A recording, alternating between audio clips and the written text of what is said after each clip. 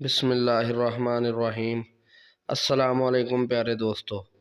حضرت ابو سعید خدری رضی اللہ تعالیٰ عنہ نبی اکرم صلی اللہ علیہ وسلم کا یہ فرمان نقل کرتے ہیں، جنت اور جہنم ایک دوسرے کے ساتھ بحث شروع ہو گئی۔ جہنم نے کہا میرے اندر زبردست اور متکبر لوگ ہیں۔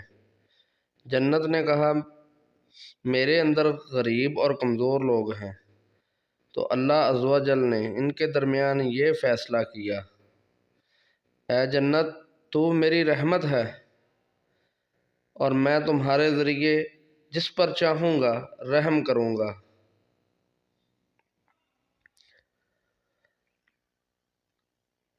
اور جہنم تو میرا عذاب ہو، میں تمہارے ذریعے جس کو چاہوں گا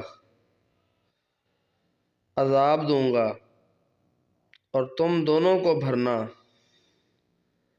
میرے ذمہ لازم ہے۔